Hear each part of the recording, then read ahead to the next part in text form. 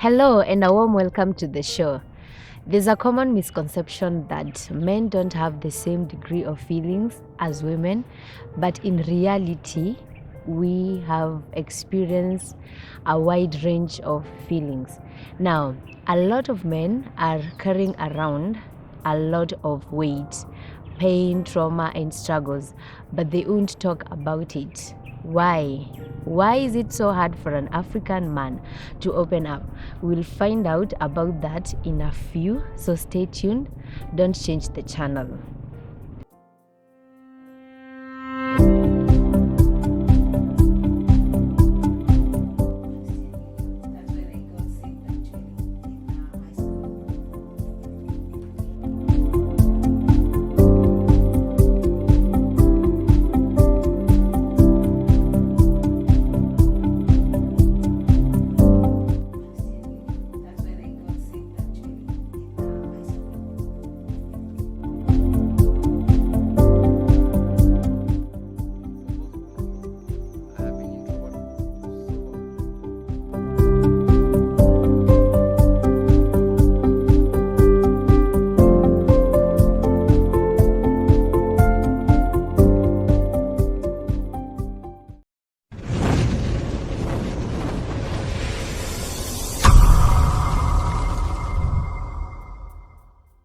I have an amazing guest who will be sharing with us on the same. He's a husband, father, a brother, a son, a lecturer, and a marketing consultant. Karibu sana. Thank you, Linda, for having me. Briefly introduce yourself. I'm Geoffrey Vita. Some people call me Jeff. And as you've said, I am a marketing consultant. I am married. I have two beautiful children. And also I lecture at Chuka University. Wow, that's amazing. Thank you for coming. Now let's get to it. Why is it so hard for an African man to open up? Wow, that's a very strong question. But simply it is because of how men are brought up, which mostly is associated with African culture, which mostly believes or articulates that men should not be weak, should not show their weakness, should not shed their burdens to others, and a lot of stigma, and as well as not having a close, maybe a close friend to disclose their weaknesses. Okay, let's talk about the African culture for a while. Because I feel like partly the society is to be blamed, or even the African culture, because hata akiwa mdogo at that young age, if a boy cries, it's like, we unalia aje na we ni mwanaume. Can we talk about that? What do we do about that? How do we change that? Yes, first of all, boys should not cry, and men should not shed tears. That is what society expects from men, because they believe that men are born to persevere and not to show their weaknesses. So when the boy child is being brought up, is kind I don't know, I don't want to say mistreated, but brought up in a situation to face tough challenges. And that what African society believes. Okay, will I be wrong if I say it's kind of unfair? You see, first of all, it is a norm. It is not a fact. And as you said, it is unfair, but in the eyes of African, it is not. It is fair because they believe in any circumstance, a man should come out to face it without a show of what? Weakness. And since it is an African culture, they were doing so because of various issues that were facing them at that particular period of time. Like now, imagine at home, you are a lady, say 3 ladies and 1 gentleman, and at night, the cows get out of the shed. Who will walk out to bring them in the shed?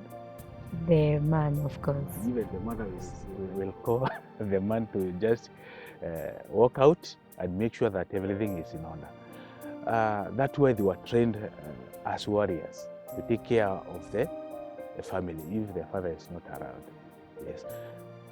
But you see, warriors too, and strong people too, they have feelings, and sometimes it can be so very overwhelming. So what do we do? Should we continue with the norm, the African culture, or what do we do? My opinion, we should not continue with that. We should now start bringing the children equally, both the girls and the boys, to show them that if there is an issue, they can speak out. But are we ready for that as African people? Because it is persisting. Even when, even at work places, when the boy and girl, that is when they finish school and they are applying for a job, you find that girls are treated leniently than men. Okay, wow. Then we have a very big issue, especially when it comes to African culture. We are having an interesting talk here about why men do not open up. Stay tuned, we'll be back for more after the break.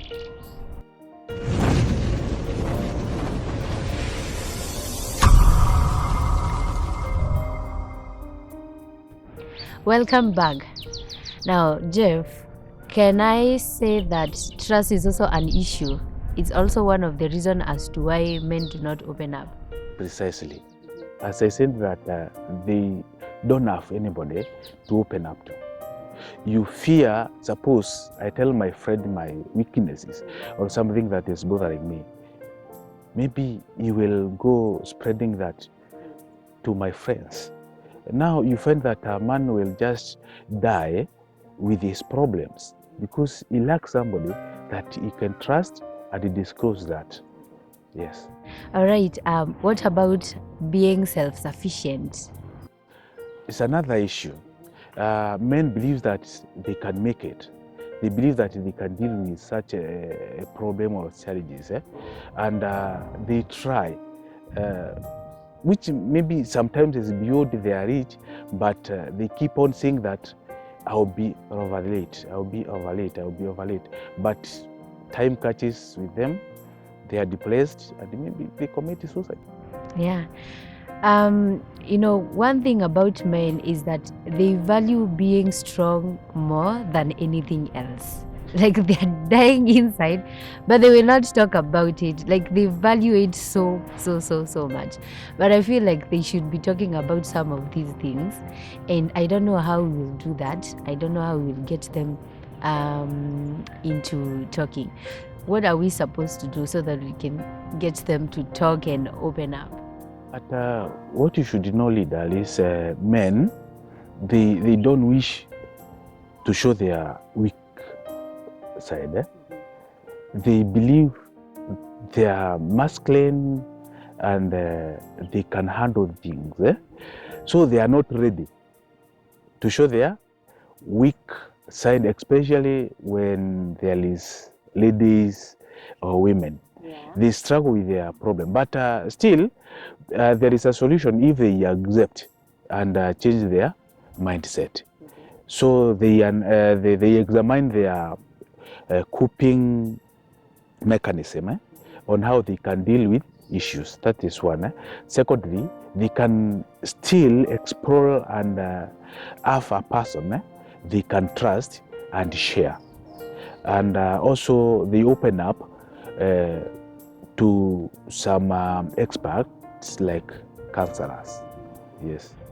What about those that cannot afford the counseling session or even the therapy session? I think now there is where the government should chip in. Like we have county government, we have ones where we have MCS. I think they can come up with rehab centers where they can allow people with problems but they don't have cash or they are not financially stable to go there and seek for such services. Okay. Now, will I be wrong if I say that another reason as to why I think men do not open up, when you open up, you're being vulnerable. Men don't like being vulnerable. So, what should we do about that? It's about the stigma, not being vulnerable. What will people say about me? Suppose my wife beats me at night. Will I wake up, go sing that I was beaten up? We are facing these challenges? No. Because the society will take me as a weak person. So stigma is one thing that should be dealt with. And men requires a lot of what? Motivation, so that they can be taken as human. We are human beings. We have feelings. We are emotional. Sometimes we feel like crying, but we cannot, because if my child, my boy, that's my son, find me crying, how will I explain? But if they find their mother crying, they can come and tell me, Papa, my mother is crying. They can try to soothe her, but who will soothe the man? So that's the problem. But like now you're married, you have a wife. I think that's where now a woman comes in. Like, ladies, when was the last time your man told you, I'm not okay, nikubaya manze, niko na stress? When was the last time a man told you that? And something else, when they do, immediately they share with you. They share their fears and their anxiety or maybe their struggles. At some point, they instantly regret because maybe of how they will react or even respond. So, Jeff, will I be wrong if I say that sometimes as women, like maybe you are married, wives, or even you are dating, contribute to that? You come tell me what you are feeling or what you are going through instead of embracing you na kusukuma ama na kujudge. You're right. Yeah, I can say not 100%, but 80% of such is contributed by the person, especially of the other gender, that is a woman, because they don't expect. It is not their problem. Still, it is how they are brought up that a man is a strong creature. So he should not be a crybaby, right? So when I don't know how even you started by telling your wife that you have this or that, and you expect she come to help you maybe to get out of that, especially when that problem is maybe a weakness that is caused maybe by you. Maybe